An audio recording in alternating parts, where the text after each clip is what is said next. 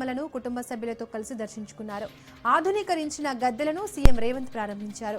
గద్దెల దగ్గర పైలాన్ను ఆవిష్కరించారు. వనదేవతలకు మొక్కులు చెల్లించారు. సమ్మక్క సారలమ్మకు నిలువెత్తి బంగారం సమర్పించి మనవడితో కలిసి సీఎం రేవంత్ తులాభారం నిర్వహించారు. 68 కిలోల బెల్లాన్ని వనదేవతలకు సమర్పించారు.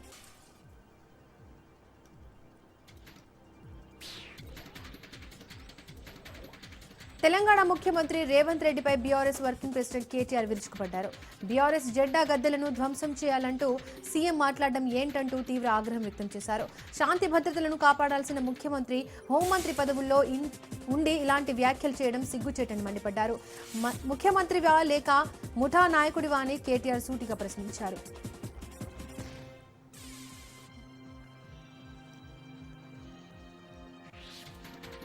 కాకినాడ జిల్లాలో ప్రైవేట్ ట్రావెల్స్ బస్సులో మంటలు వ్యాపించాయి. షార్ట్ సర్క్యూట్ కారణంగా ఒక్కసారిగా మంటలు చెలరేగాయి. దీంతో ప్రయాణికులకు తీవ్ర ఆందోళనకు గురయ్యారు. ప్రయాణికులను కిందికి దింపి బస్సుకు మరమ్మతులు చేపట్టారు.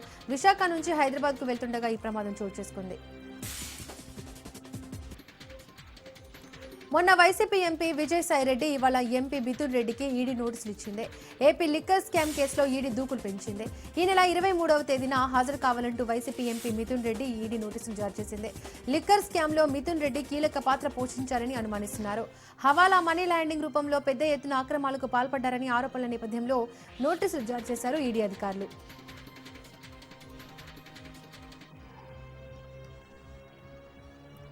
నటుడు ప్రముఖ సినీ నిర్మాత బండ్ల గణేష్ పాదయాత్ర చేపట్టారు. షాద్నగర్లోని తన నివాసం నుంచి తిరుమల శ్రీ వెంకటేశ్వర స్వామి సన్నిధి వరకు పాదయాత్రగా వెళ్లనున్నారు. చంద్రబాబు అరెస్ట్ అయి జైల్లో ఉన్న సమయంలో ఆయన కేసుల నుంచి బయటపడాలని మొక్కుకున్న మొక్కును తీర్చుకునేందుకు పాదయాత్ర చేపట్టారు. ప్రస్తుతం ఆ కేసులను కోర్టులు కొట్టేయడంతో తిరుమలకు పాదయాత్రగా వెళ్తున్నట్టు బండ్ల గణేష్ చెప్పారు.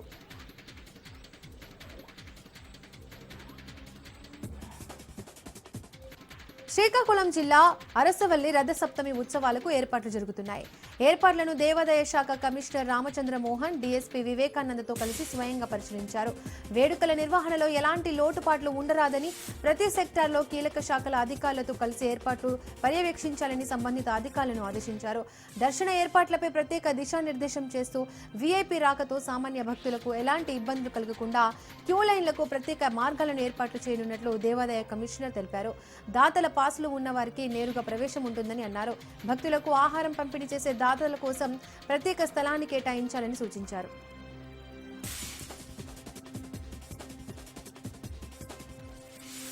ఏపీకి పెట్టుబడులను ఆకర్షించడమే లక్ష్యంగా సీఎం చంద్రబాబు స్విట్జర్లాండ్లోని దావోస్ పర్యటిస్తున్నారు. ప్రపంచ ఆర్థిక సదస్సులో పాల్గొనేందుకు జ్యూరిచ్ చేరుకున్న చంద్రబాబుకు ప్రవాసాంధ్రులు స్విట్జర్లాండ్లో భారత రాయబారి మృతుల్ కుమార్ స్వాగతం పలికారు. సీఎం వెంట కేంద్ర మంత్రి రామ్మోహన్ నాయుడు ఉన్నారు. ఏరోస్ ఇన్నోవేషన్ వ్యవస్థాపక చైర్మన్ కిషోర్ లుల్లా బృందంతో సమావేశం అనంతరం భారత ఎంబసీ ఆధ్వర్యంలో నిర్వహించే తెలుగు డయాస్పోరా సమావేశంలో పాల్గొని CM Chandrababu ప్రసంగించనున్నారు.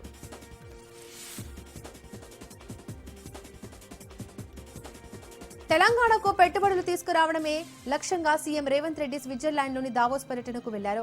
World economical forum వార్షిక సదస్సులో పాల్గొననున్నారు. ఈ పర్యటనలో తెలంగాణ భవిష్యత్ పారిశ్రామిక దిశను నిర్దేశించే కీలక అజెండాలతో ప్రభుత్వం ముందుకు వెళ్లనుంది. ఈసారి దావోస్ వేదికగా రాష్ట్ర ప్రభుత్వం ప్రతిష్టాత్మకంగా రూపొందించిన next gen life sciences policy 2026-30ను ఆవిష్కరించనున్నారు.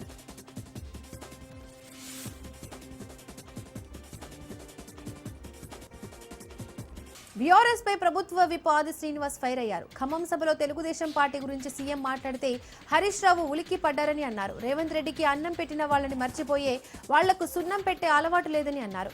తెలంగాణ ప్రయోజనాల కోసం తనకు రాజకీయంగా అండగా నిలిచిన టీడీపీని హుందాగా విడిచి కాంగ్రెస్ లో చేరి దోపిడీదారులపైన పోరాడి ముఖ్యమంత్రి అయ్యారని అన్నారు.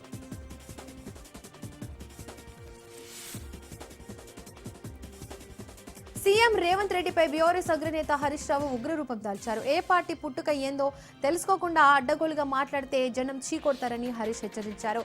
తెలంగాణతో ఉద్యమంలో సంబంధం లేని సీఎం రేవంత్ బీఆర్ఎస్ పార్టీ దిమ్మెలు కూల్చుతామంటే రేవంత్ రెడ్డి గద్దె కూల్చుతామని హెచ్చరించారు.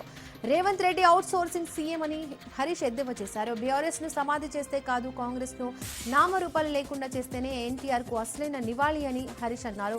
సీఎం రేవంత్ మంత్రుల మధ్య మాటల పంచాయతీ నడుస్తోందని ఆరోపించారు. సింగరేణి టెండర్లలో అవకతవకలపై సీబీఐ విచారణ జరిపించాలని డిమాండ్ చేశారు.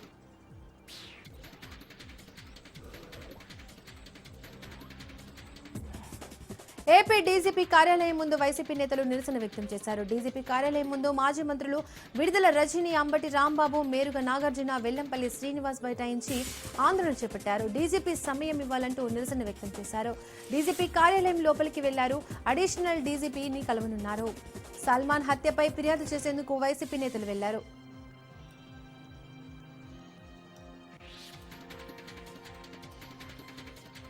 కొమరం భీం ఆసిఫాబాద్ జిల్లాలో చైన్ స్నాచర్స్ రెచ్చిపోయారు. సాయినగర్ కాలనీలో అద్దెకు ఉంటున్న ఓ మహిళ మెడలోంచి ఇద్దరు వ్యక్తులు బంగారం గొలుసును తెంచుకొని అక్కడి నుండి పరారయ్యారు.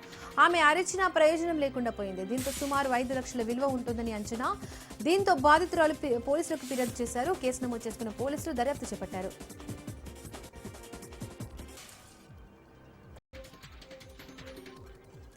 ఏలూరు జిల్లా పోలవరం ప్రాజెక్టు పనుల పురోగతిని పరిశీలించడానికి విదేశీ నిపుణుల బృందం చేరుకుంది.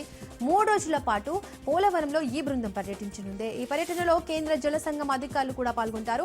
కమిటీ ప్రాజెక్టులోని gap 1, D hill, G hill మట్టి నిల్వల ప్రాంతాలను, మెయిన్ డ్యాంలోని గ్యాప్ 2 మెటీరియల్ నిల్వలను, స్పిల్ ఛానల్, అప్రోచ్ ఛానళ్లు పరిశీలించనుంది. పోలవరం ప్రాజెక్టు చేరుకున్న విదేశీ నిపుణుల బృందానికి అధికారులు, నిర్మాణ సంస్థ ప్రతినిధులు స్వాగతం పలికారు.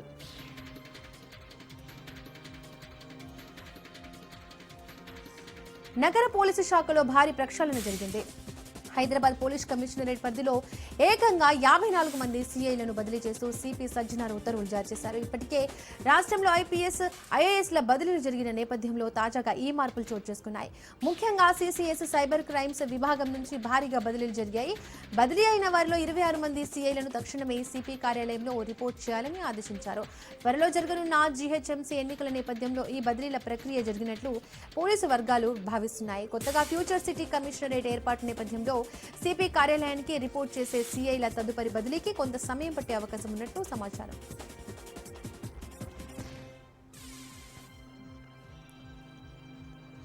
ఢిల్లీలో జరిగిన జాతీయ స్థాయి ఆర్డీస్ పోటీలలో నిర్మల్ జిల్లా భైంసా మండలంలోని సుంక్లీ గ్రామానికి చెందిన కర్కెళ్లి దివ్య సత్తా చాటి సిల్వర్ మెడల్ దక్కించుకుంది. వచ్చే నెల జమ్మూ కాశ్మీర్లో జరిగే అంతర్జాతీయ పోటీలకు రాష్ట్రం నుంచి ఖానాపూర్కి చెందిన నాగలక్ష్మితో పాటు దివ్య పాల్గొంటారు. సిల్వర్ మెడల్ సాధించి గ్రామానికి తిరిగి వచ్చిన దివ్యను గ్రామ సర్పంచ్ ఆదిరత్న శాలువతో సన్మానించారు. ఇంతకుముందు బాక్సింగ్ పోటీలలో పాల్గొని దివ్య పలు మెడల్స్ ను సాధించడం జరిగిందని సర్పంచ్ అన్నారు. అంతర్జాతీయ పోటీలలో ప్రతిభ కనబరిచి రాష్ట్రానికి, గ్రామానికి పేరు తీసుకురావాలని కోరారు.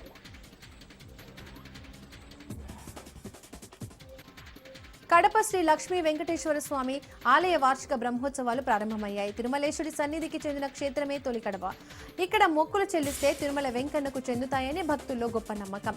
జిల్లా ప్రజలు దేవుని కడప వెంకటేశ్వర స్వామిని తమ ఆరాధ్య దైవంగా తరతరాలుగా పూజిస్తున్నారు. శ్రీవారి వైభవం ప్రపంచంలోని తెలుగు వారందరికీ చాటి చెప్పే విధంగా ఉత్సవాల నిర్వహణ కొనసాగనుంది. ఇవాల్టి నుంచి ఈ నెల 27 దాకా అంగరంగ వైభవంగా ఈ వేడుకలు జరుగుతున్నాయి. బ్రహ్మోత్సవాలను ఆగమ శాస్త్రం ప్రకారం వేద పండితులతో ఆరంభించారు. శ్రీ లక్ష్మీ వెంకటేశ్వర స్వామి బ్రహ్మోత్సవాలకు తిరుమల తిరుపతి దేవస్థానం అన్ని ఏర్పాట్లు సిద్ధం చేసింది.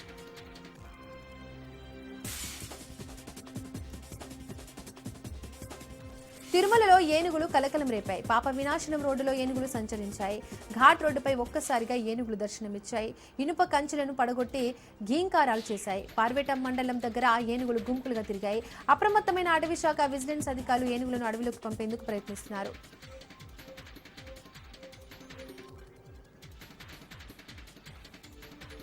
చిత్తూరు జిల్లా పూతలపట్టులోని గణనాథుడి సేవలో నారి నారి నడుము మురారి చిత్ర బృందం తరించింది. సినీ నటుడు శర్వానంద్ కి ఆలయ ఏఈఓ రవీంద్రబాబు స్వాగతం పలికి ప్రత్యేక దర్శనం కల్పించారు. అనంతరం మూషిక మండపంలో వేద పండితులు ఆశీర్వచనాలు అందించగా స్వామివారి తీర్థ ప్రసాదాలు, చిత్రపటాన్ని అందజేశారు. శర్వానంద్ వెంట నటి సాక్షి వైద్య, దర్శకుడు రామ్ అబ్బరాజు పాల్గొన్నారు.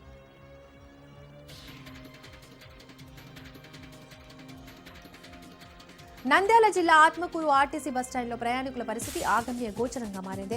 వేకువజాము నుంచే తమ గమ్య స్థానాలకు చేరుకోవాల్సిన ప్రయాణికులు బస్సుల కోసం వేచి చూస్తున్నారు.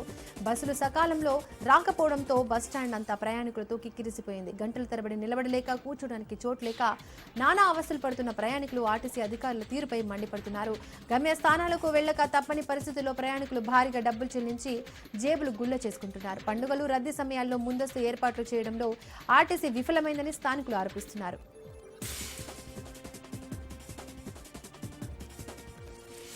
ఒంగోలు జాతి ఎద్దులను ప్రోత్సహించాలని మంత్రి బాల వీరాంజనేయ అన్నారు. పల్నాడు జిల్లా చిలుకలూరిపేటలో ఎడ్ల బండ లాగుడు పోటీలు కొనసాగుతున్నాయి. గోల్కొండ గార్డెన్స్ లో ప్రత్తిపాటి ఫౌండేషన్ ఆధ్వర్యంలో ఏర్పాటు చేసిన పోటీలను ఎమ్మెల్యే ప్రత్తిపాటి పుల్లారావు తిలకించారు. అనంతరం పోటీలో విజేతలకు మంత్రి వీరాంజనేయ బహుమతులను అందజేశారు. రైతు కుటుంబంలో బిడ్డలుగా ఉన్న పశువులు, గేదెలు, ఆవులు, ఎడ్లను మరింత భాగస్వామ్యం చేసుకోవాలని మంత్రి సూచించారు.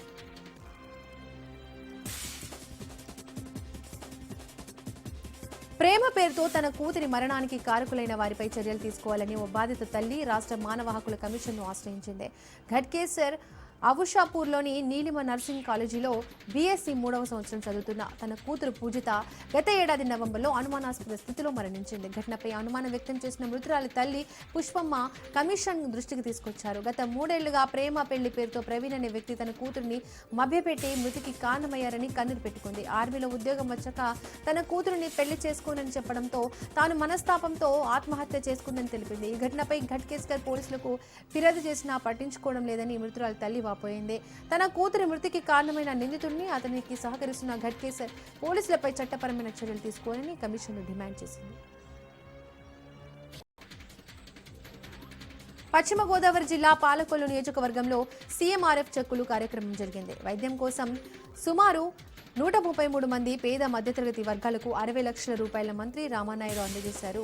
సీజనల్ వ్యాధులు వ్యాప్తి చెందకుండా ప్రభుత్వం ప్రత్యేక చర్యలు తీసుకుంటుందని, వ్యాధుల తీవ్రత ప్రాంతాలు గుర్తించి ముందస్తు చర్యలు తీసుకుంటున్నామని మంత్రి తెలిపారు. అనంతరం వైసీపీ నాయకులపై తీవ్ర విమర్శలు గుప్పించారు.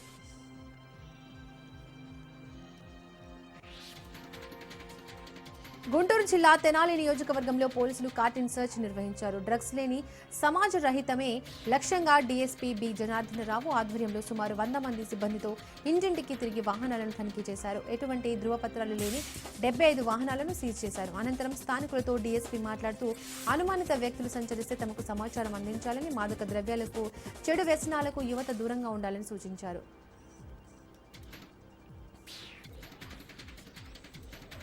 పల్నాడు జిల్లా సత్తెనపల్లి మండలంలో భృగుబండ పోలీసులు కార్టిన్ సర్చ్ చేపట్టారు. స్థానిక సంస్థల ఎన్నికల దృష్టిలో గ్రామంలో చేపట్టిన తనిఖీల్లో సరైన పత్రాలు లేని 31 బైకులు, గొడవలు స్వాధీనం చేసుకున్నారు. గంజాయి సేవిస్తున్న ఆకతాయిలపై ప్రత్యేక దృష్టి పెట్టారు. ఎవరైనా గొడవలకు పాల్పడితే రౌడీ షీటు ఓపెన్ చేస్తామని డీఎస్పీ ప్రతిజ్ఞ చేశారు. వాహనదారులకు హెల్మెట్ పై అవగాహన కల్పించారు.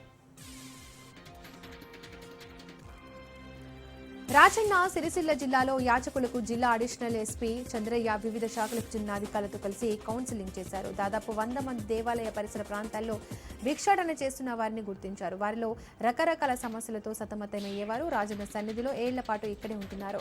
విద్యావంతులు సైతం ఈ కోవలో ఉండడం ఆశ్చర్యం కలిగిస్తోంది. వీరు నాగరికతకు ఎంత దూరంలో ఉన్నారని ఉదాహరణలతో చెప్పొచ్చు అని సామాజికవేత్తల నుంచి విమర్శలు వెల్లువెత్తుతున్నాయి. మానసిక సమస్యలతో బాధపడుతున్న వారిని ప్రభుత్వ ఆసుపత్రిలో చేర్పించి భిక్షాటన చేసిన చిన్న పిల్లలను ప్రభుత్వ వసతి గృహాలకు తరలించేలా చర్యలు చేపట్టారు.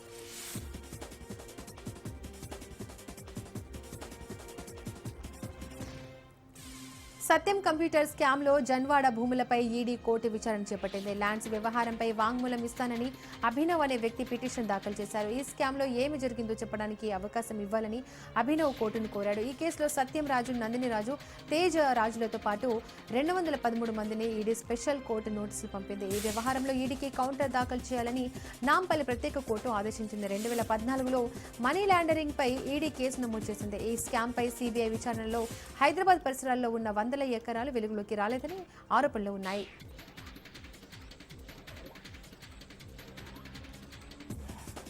గత కొంతకాలంగా వస్త్రాధారణపై అనసూయ చేసిన వ్యాఖ్యలకు దుమారం చెలరేగింది.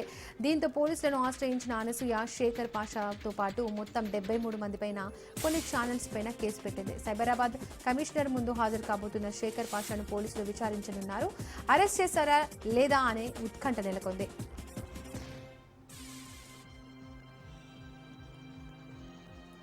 రాష్ట్ర అభివృద్ధికి కాంగ్రెస్ ప్రభుత్వం కట్టుబడి ఉందని ఎమ్మెల్సీ చీఫ్ విప్ పట్నం మహేందర్ రెడ్డి అన్నారు. మేడ్చల్ జిల్లా మూడు చింతలపల్లిలో పలు అభివృద్ధి పనులకు ప్రభుత్వం శ్రీకారం చుట్టింది. చింతలపల్లిలో నూతన ఎంఆర్ఓ కార్యాలయాన్ని ఎంపీ ఈటెల రాజేందర్, స్థానిక ఎమ్మెల్యే మల్లారెడ్డి, డీసీసీ అధ్యక్షులు తోటకూర వజ్రేష్ యాదవ్లతో కలిసి పట్నం మహేందర్ ప్రారంభించారు. ఎంఆర్ఓ కార్యాలయం ప్రారంభంతో ప్రజలకు భూ సంబంధిత సేవలు మరింత సులభంగా, వేగంగా అందుబాటులోకి వస్తాయని మహేందర్ రెడ్డి తెలిపారు.